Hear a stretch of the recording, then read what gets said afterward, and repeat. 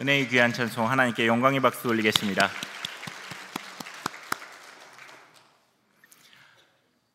우리는 쉽게 잊지 못하고 오랜 기간 기억하는 것이 있습니다.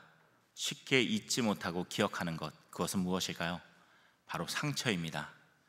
몸도 마음도 지쳐서 약해졌을 때 우리를 섭섭하게 했었던 말들은 왜 그렇게 오랜 시간 동안 우리의 기억 속에 남아있는 것일까요? 우리가 상처를 오래 기억하는 까닭이 있는데요, 그것은 우리 스스로를 보호하기 위해서입니다. 비슷한 상황이 오면 피하려 하고 상처가 생기면 빨리 낫기 위해 오래 기억한다라고 합니다. 그런데 상처를 오랫동안 기억하고 있으면 어떻게 될까요? 붙잡고만 있는다고 빨리 나을까요? 그렇지 않습니다. 상처를 보면요, 더 아파옵니다. 상처를 만지면 덧나버립니다. 상처를 빨리 낫게 하는 방법이 있는데요, 상처에 약을 발라주고 덮어주는 겁니다. 그리고 상처가 잘 낫기를 기다려주는 겁니다. 약이 발라지고 덮어질 때 비로소 우리의 마음속에 있었던 상처들은 하나하나씩 나아지는 놀라운 은혜가 임하게 됩니다. 10여 년 전에 새벽에 운전하던 중에 제가 운전하던 차에 타이어가 갑자기 터져버렸습니다. 앞에 타이어가 터지면서 그 부속품이 뒤에 있는 타이어까지 터뜨려서 분명히 달리고 있는 차 속에서 제가 컨트롤이 안 되는 겁니다. 문제는 자유로를 따라서 고속으로 달리고 있던 중이다 보니까 관성에 의해서 차가 가드레일을 향해서 내달리고 있는 것을 어찌해봐도 막을 수가 없었습니다. 결국 가드레일을 2차례 박은 후에 차가 멈춰섰습니다. 그리고 사고 난 순간 제 머릿속에 나는 기억은 딱 하나, 아버지밖에 없었습니다. 아버지가 왜 생각났을까 생각해보니 큰일 났다, 아버지한테 죽었구나 라는 생각이 들었을 수도 있고, 아버지가 문득 생각난 그 이유를 알 수 없었습니다. 그래서 제일 먼저 사고가 난 그 상황에서 아버지께 차가 사고가 났다라고 전화를 드렸습니다. 그리고 정신이 없어서 어디쯤인 것 같다라고 말씀을 하니 아버지께서 오신다라고 하셨습니다. 막상 아버지가 오신다라고 하니까 그때부터 더 두려운 겁니다. 이거 큰일 났다, 아버지한테 혼날 생각에 계속해서 염려하고 걱정했습니다. 왜냐하면 차를 수습하러 온 보험사 직원이 말하기를 사고가 너무 커서 차를 폐차할 정도다라고 이야기를 했는데, 하필이면 그 차가 저희 집에서 가장 좋은 차였기 때문입니다. 아버지에게 혼날 걱정에 노심초사하고 있었는데 때마침 아버지께서 도착하셨습니다. 그리고 사고의 모든 흔적을 보지도 않은 채 오직 저만을 바라보시고 아버지께서 말없이 다가오셔서 제일 먼저 저를 안아주셨습니다. 그리고 안아주시면서 저에게 하시길, 아들아, 살아있어줘서 다행이다 라고 하며 모든 사고의 현장에서부터 저를 멀리 떠나가게 하시고 그 모든 사고의 수습을 아버지께서 다 해주셨습니다. 나중에 먼 훗날 아버지한테 들은 이야기가 오는 내내 너무 걱정이 됐답니다. 내 아들이 혹시 다치지는 않을까? 내 아들이 혹시 무슨 일을 당한 것은 아닐까?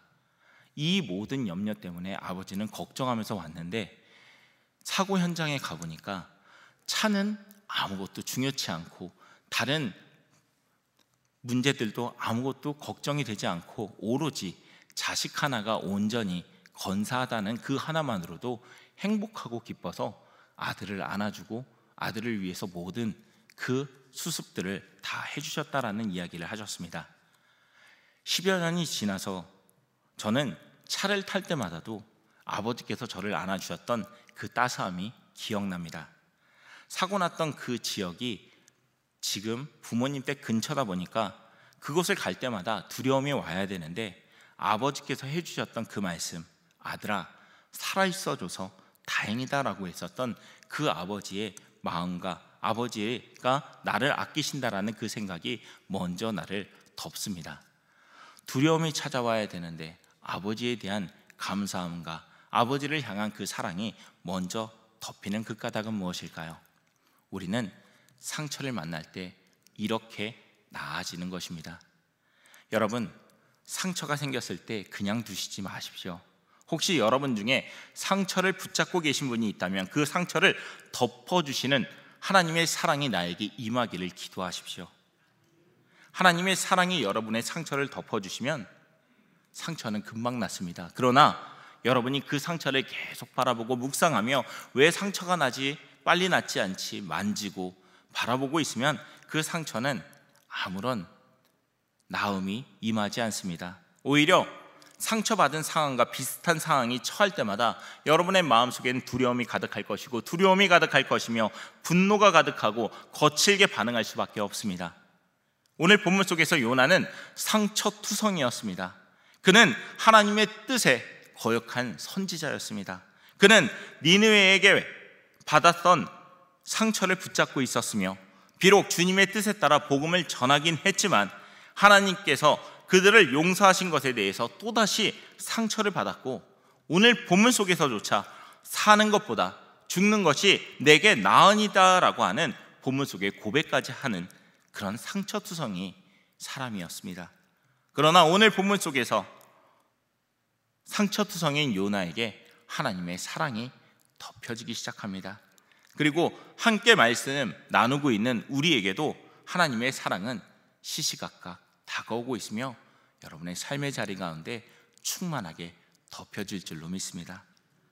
말씀을 통해 우리를 향하신 하나님의 사랑을 기억하고 우리를 향한 세 가지의 마음을 우리의 마음속에 새기는 우리 모두가 되길 소망합니다. 첫째, 하나님께서는 자신의 자녀를 아끼심을 믿으시길 바랍니다. 지난주에 나눴던 4장 1절에서부터 4절에 있는 말씀 가운데 요나는 자신의 선포로 인해 니느웨의 모든 사람들이 구원받았음으로 인해서 도리어 화를 내고 있었습니다. 그리고 오늘 본문 5절에서 요나는 무엇을 하고 있었나요? 5절 말씀을 함께 읽겠습니다. 5절입니다. 요나가 성읍에서 나가서 그 성읍 동쪽에 앉아 거기서 자기를 위하여 초막을 짓고 그 성읍에 무슨 일이 일어나는가를 보려고. 아멘. 요나가 성읍 동쪽에 앉아 있었던 이유에 대해서 성경은 말하고 있습니다. 아직 미련을 못 버리고 있는 요나의 모습을 보여주고 있습니다. 일단 하나님께서 재앙을 내리시지는 않았지만 작심삼일이라는 게 있지 않을까. 이들이 지금까지 죄를 지었었던 그 관성에 따라 다시금 죄를 짓게 되면, 하나님 뜻에서 벗어나게 되면 하나님께서 이들을 벌하지 않을까. 그는 그렇게 바랬던 것은 아닐까요? 아니면 하나님께서 그래, 쟤들이 죄를 사하고 죄에서부터 멀어지고는 있지만 지금까지 벌였었던 수많은 죄들로 인해서 아무래도 안 되겠다, 그래도 어느 정도까지는 벌 좀 받아라 라고 이야기하면서 니네에게 재앙을 내리시길 요나는 바랬을지도 모릅니다. 그래서 요나는 구원받은 그 성읍에서부터 멀리 떨어진 동쪽에 천막을 홀로 친 채로 앉아서 재앙이 임하기를 기다리고 있었습니다. 요나의 마음속에는 무엇이 가득했을까요? 하나님의 뜻, 하나님의 사랑? 아니었습니다. 요나의 마음속에는 하나님의 뜻보다 더 강한 그 자신이 있었습니다.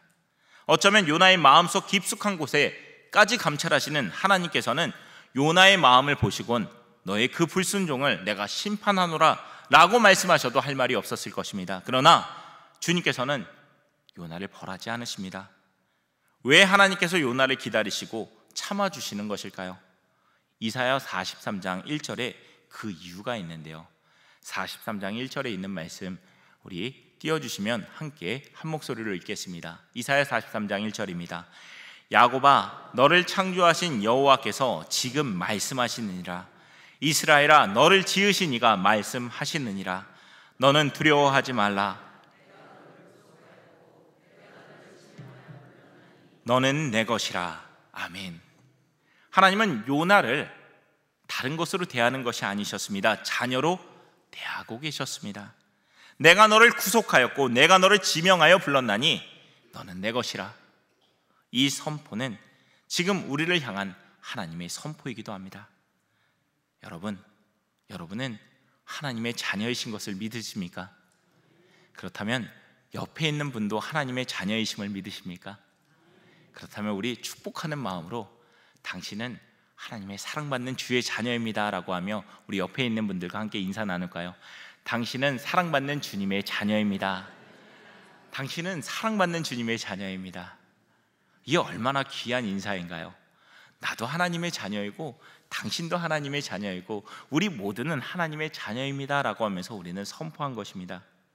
여러분, 하나님께서는 하나님의 자녀를 아끼십니다. 세상의 그 어떠한 것보다도, 그 무엇보다도 귀하게 여기십니다. 세상 모든 사람들이 떠난다 할지라도 우리 주님께서는 우리를 버리시지 않으십니다. 우리가 설령 벗어난다 할지라도 주님께서는 기다려주시고, 우리가 설령 죄를 범한다 할지라도 회개하면 죄를 사해 주시며, 더 나아가 다시 주님의 자녀로 선포해 주시는 분이 바로 우리 주님이십니다. 주님으로 인해서 우리는 날마다 쉼을 갖고 우리는 날마다 구원을 향해 나아가고 있습니다. 우리의 삶 가운데 쉼이 어디 있었습니까? 우리 가운데 살 길이 어디 있었습니까? 우리가 살아가는 세상에는 쉼이란 존재하지가 않습니다. 인간의 모든 계산과 수치에는 예외가 없고 오차를 허용하지 않습니다. 자동차에 많은 부품이 있다 할지라도 단 하나만이라도 빠지거나 오차가 생기면 사고가 나는 것이 이치입니다. 삶에서도 여유가 사치처럼 느껴질 정도로 우리에겐 문제가 끊임없이 다가오고 있습니다. 긴박한 문제라고 생각했던 것이 다가와서 그것을 끝내고 나면 새로운 일이 금세 다가와서 이 일도 위급한 일이다, 다급한 일이다, 빨리 손대라라고 이야기하면서 우리를 만들어서 결국엔 우리의 몸과 마음은 쉽사리 지쳐버리고 탈진한 채로 그렇게 살아오고 있을 때가 많습니다. 그것이 우리가 살아가는 세상입니다. 그러나 주님은 다릅니다. 만약 요나를 하나님께서 종으로 대하셨다면 그를 벌하셨을 것입니다. 부하로 여기셨다면 선지자라고 하는 그 자리에서 내쫓아 버리셨을 것입니다. 그러나 하나님은 요나를 자녀로 대하셨고 우리도 자녀로 대하십니다. 하나님은 우리가 하나님의 품에 안겨 있을 때 우리에게 살 길을 열어주시고 쉼과 위로를 주시는데요, 마태복음 11장 28절에서부터 30절에 있는 말씀 속에서는 우리를 이렇게 위로하십니다. 수고하고 짐진 자들아, 다 내게로 오라. 내가 너희를 쉬게 하리라. 나는 마음이 온유하고 겸손하니 나의 멍에를 메고 내게 배우라. 그리하면 너희 마음이 쉼을 얻으리니 이는 내 멍에는 쉽고 내 짐은 가벼움이니라 하셨습니다. 사랑하는 성도 여러분, 우리의 주님 앞에 해결책이 있습니다. 우리 주님만이 살 길이고 구원의 길임을 믿으시길 바랍니다. 내몰리지 않으시고 긍휼히 여기시며 거부하지 않으시는 분이 우리 하나님 아버지이십니다. 아버지 곁을 떠나 세상 속에서 모든 것을 잃는다 할지라도 회개하고 돌아온 탕자를 보자마자 한달음에 달려가 맞이하시고 안아주셨던 하나님 아버지의 넓은 사랑 안에 거하시는 저와 여러분이 되시길 주님의 이름으로 축복합니다. 우리에게 향하신 하나님의 뜻, 두 번째는 하나님은 죄인을 아끼시는 분임을 믿으시길 바랍니다. 6절에서부터 7절 가운데 반복되는 단어가 있습니다. 우리 오늘 본문 6절과 7절의 말씀을 한 목소리로 함께 읽겠습니다. 6절과 7절입니다. 하나님 여호와께서 박넝쿨을 예비하사 요나를 가리게 하셨으니 이는 그의 머리를 위하여 그늘이 지게 하며 그의 괴로움을 면하게 하려 하심이었더라. 요나가 박넝쿨로 말미암아 크게 기뻐하였더니 하나님이 벌레를 예비하사 싫으니라. 아멘. 여러분, 6절과 7절에서 반복되는 단어를 찾으셨습니까? 8절에서도 또 반복되고 있는데요, 해가 뜰 때 하나님이 뜨거운 동풍을 예비하셨고 해는 요나의 머리를 쪼임에 요나가 혼미하여 스스로 죽기를 구하여 이르되 사는 것보다 죽는 것이 내게 나으니라 라고 말하고 있습니다. 요나는 끊임없이 스스로 죽기를 구하여 이르되 사는 것보다 죽는 것이 내게 나으니이다 라고 말하고 있습니다. 여러분, 부모님 앞에서 죽겠다라고 말하는 자녀만큼 죄인이 어디 있겠습니까? 그러나 하나님은 요나가 아무리 죄를 지어도, 요나가 죄인이라고 할지라도 끊임없이 반복되는 단어 3번에 걸쳐서 예비하셨다라고 하는 말을 하고 있습니다. 6절에서는 박넝쿨을 예비하셨습니다. 7절에서는 벌레를 예비하셨고 8절에서는 뜨거운 동풍을 예비하셨습니다. 그뿐만이 아닙니다. 요나 1장 7절에서 여호와께서 이미 큰 물고기를 예비하셨다라고 하는 그 단어가 벌써 앞에도 나와 있습니다. 요나를 해석함에 있어서 가장 중요한 단어가 바로 예비하사라고 하는 이 단어라고 합니다. 한글로 번역할 때는 예비하사라고 번역되어 있지만 이를 원어적인 표현으로 접근하면 하나님께서 지명하여 준비하셨음을 뜻합니다. 하나님께서는 큰 물고기를 지명하사 요나를 죽음에서 구하셨습니다. 이제는 박넝쿨을 지명하셔서 뜨거운 햇살에서부터 보호해 주셨습니다. 그런데 아직도 요나가 변하지 않습니다. 그래서 하나님께서 또 다른 예비하신 것, 그것이 벌레였고 그것이 뜨거운 동풍이었습니다. 왜 하나님께서는 이렇게 요나에게 수없이 지명하고 예비하셨던 것일까요? 요나의 깊은 죄성을 끌어내시기 위해서 주님께서는 지명하여 주셨고 예비하셨던 것입니다. 하나님의 뜻을 이해하지 못했던 요나는 시든 박넝쿨로 인해서 화를 냅니다. 이때 하나님께서 하신 말씀이 9절에 기록되기를, 하나님이 요나에게 이르시되 내가 이 박넝쿨로 말미암아 성내는 것이 어찌 옳으냐 하시니 그가 대답하되 내가 성내어 죽기까지 할지라도 옳으니이다 하니라 라고 말하고 있습니다. 여러분, 이 말이 뭔가 이상하지 않나요?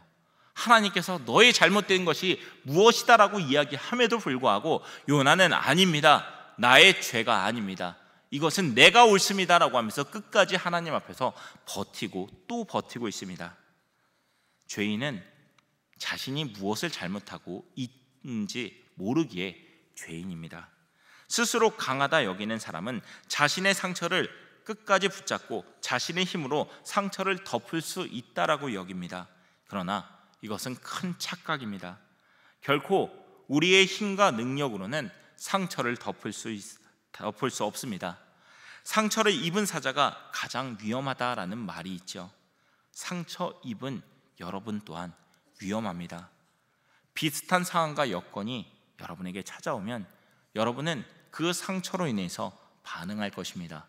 분노할 것이고 두려워할 것이고 또 다른 옛 모습으로 돌아가게 될 것입니다. 상처에 반응해서 언성을 높일 것입니다. 상처에만 반응하다 보니 어느새 여러분의 자리가 죄의 자리인 줄도 모르고 그 자리 가운데 분명하게 서 있을 것입니다. 그러니 상처를 붙잡지 마시고 여러분 자신을 붙잡지 마시며 오직 주님만을 붙잡으시길 바랍니다.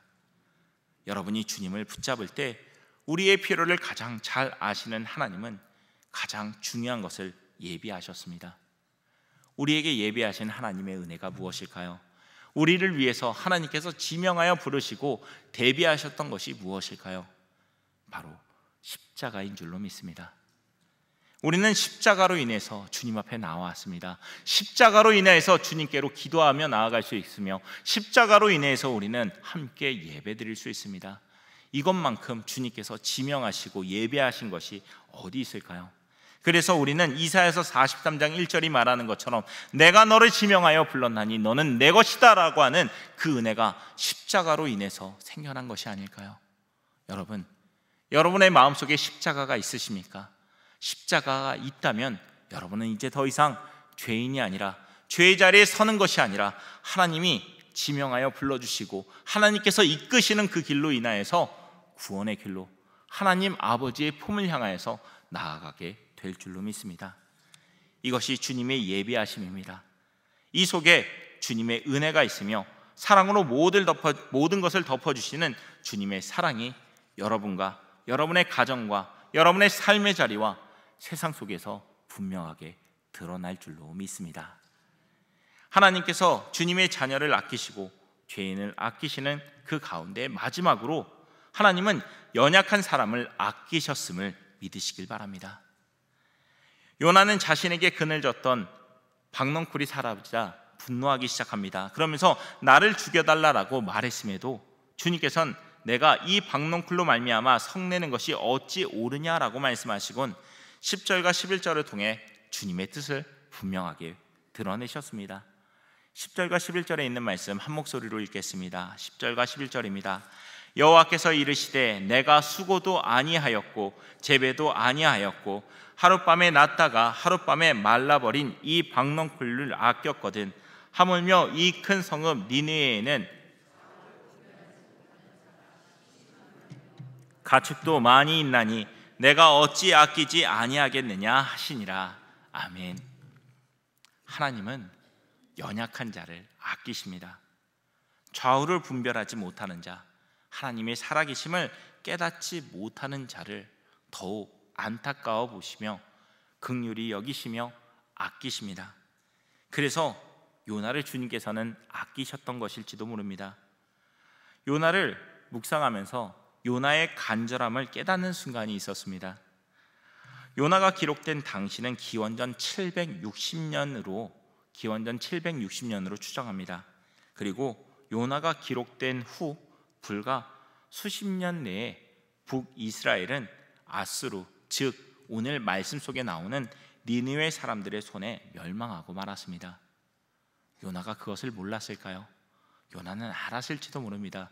하나님의 뜻하심과 하나님의 계획하심을 그는 알았을지도 모릅니다. 그래서 하나님, 니느웨를 벌해주세요. 니느웨가 벌받게 되면 조금이라도 북이스라엘이 늦게 심판받지 않을까요? 내 사랑하는 민족이, 내 사랑하는 이웃이, 내 사랑하는 가족들이 조금이라도 늦게 벌받기 위해선 주님, 니느웨를 좀 더 먼저 벌해주세요라고 그는 간절하게 구하지 않았을까요? 그러나 하나님께서는 연약한 사람을 아끼시는 분이면 맞지만 하나님의 뜻을 굽히시진 않으셨습니다. 주님께서는 주님의 자녀들이 죄에서 돌이키길 원하셨습니다. 니느웨 사람들이 그렇게 쓰임을 받게 되었습니다. 만약 니느웨 사람들이 심판받지 않았다 할지라도 이스라엘 백성들이 죄에서 돌이키기만 했다면 하나님께서는 니느웨 사람들도 용서하신 것처럼 이스라엘 백성들도 용서해 주셨을 것입니다.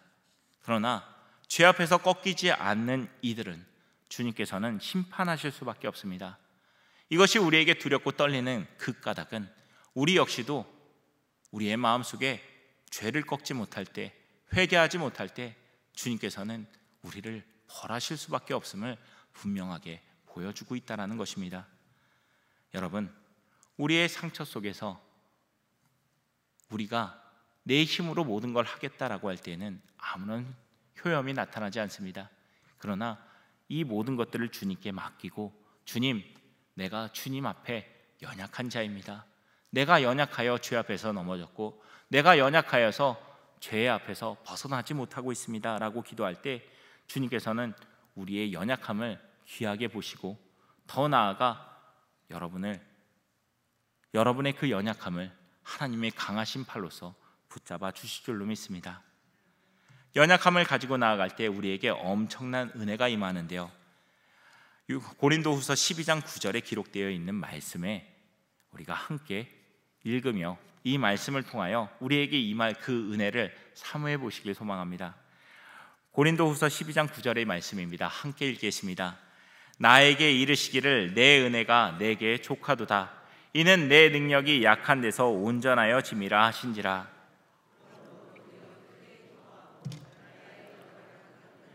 자랑하리니 이는 그리스도의 능력이 내게 머물게 하려 함이라. 아멘. 주님께서 우리에게 족한 은혜를 주셨습니다. 우리의 약한 데서 온전하여 지는 은혜가 임하고 이로 인해서 우리가 크게 기뻐할 것은 나의 약함을 통해, 나의 연약함을 통해 그리스도의 능력이 나에게 머물기 때문입니다. 여러분, 주님의 마음을 믿으십니까? 주님의 마음을 믿으시길 바랍니다.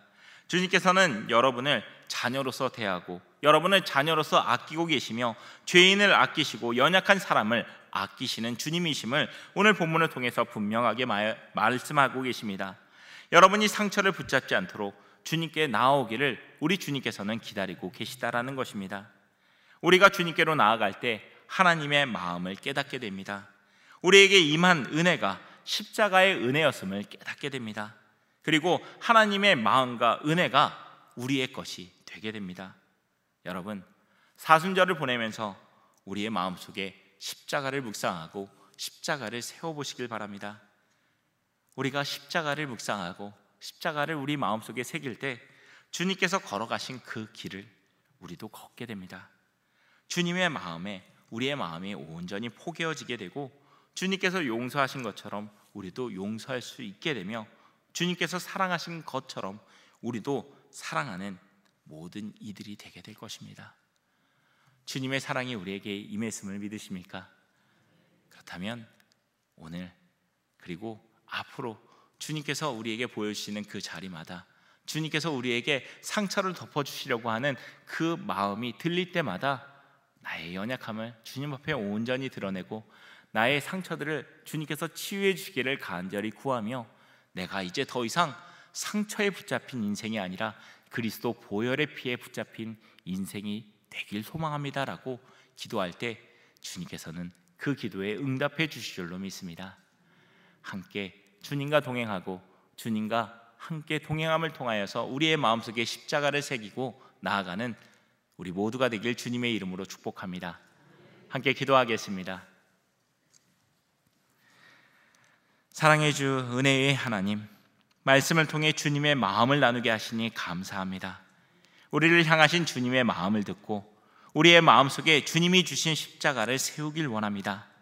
사순절 기간을 보내며 주님께서 걸어가신 길을 우리도 걷고 주님의 마음을 우리도 담길 원합니다. 또한 주님께서 용서하신 것처럼 우리도 용서하고 주님께서 사랑하신 것처럼 우리도 사랑하는 자가 되길 소망하오니 주여 우리를 붙들어 주옵소서. 우리는 연약하여 날마다 상처를 묵상합니다. 우리의 상처의 순간들이 떠오를 때마다 분노와 두려움이 엄습합니다. 그러나 주님, 우리의 상처를 주님의 사랑으로 덮어주시사 주님의 자녀답게 살아갈 수 있도록 우리를 지켜주시옵소서. 요나를 통해 하나님의 마음이 무엇인지를 깨닫게 하셨음에 감사드립니다. 우리 주님께서는 자녀를 아끼시는 아버지이시며 죄에서 돌이킨 죄인들을 아끼시며 연약한 자를 세워주심을 믿사오니 주님께로 더욱 가까이 나아가는 주님의 자녀로 우리를 날마다 거듭나게 하여 주옵소서. 사탄의 권세가 우리를 흔들지 못하도록 우리의 믿음의 뿌리가 강건하게 뻗어나게 하옵시고 흔들린 자, 상처 입은 이들에게 주님의 마음을 온전히 전하여 일으켜 세우는 주님의 손과 발이 되게 하여 주시옵소서. 우리 배강교회 주님께서 맡겨주신 사명을 감당하길 원합니다. 이 지역과 세상 속에서 주님께서 주신 사명을 기억하며 일어나 빛을 발하는 배강교회 모든 성도들 되게 하여 주시옵소서. 이를 위하여 우리의 영혼이 날마다 주님의 품을 그리워하게 하시며 기도의 자리, 말씀의 자리로 나오는 발걸음을 지켜 주옵소서. 또한 부족한 곳이 보일 때마다 주님께서 나에게 주신 사명인 줄로 믿고 성가대로, 교사로, 찬양팀과 방송실과 애찬을 비롯한 여러 손길이 필요한 곳마다 나아가게 우리에게 힘과 용기를 더하여 주시옵소서. 은혜로 회복되어질 것을 믿으며 기도하는 우리 모두에게 주님께서 귀한 길을 열어주셨음에 감사드립니다. 담임 목사님을 통해 펼쳐나갈 믿음의 길을 소망하고 기도하오니 담임 목사님 영육간에 강건하게 하여 주옵시고 주님의 지혜와 은총에 힘입어 교학교를 비롯하여 청년교회까지 주님의 이름으로 회복되게 하여 주시옵소서. 연약한 우리를 붙드시고 십자가의 길로 나아가게 인도하신 주님께서 늘 우리를 복되고 거룩한 길로 인도하시며 동행하실 것을 믿사오며 예수님의 이름으로 기도드립니다. 아멘.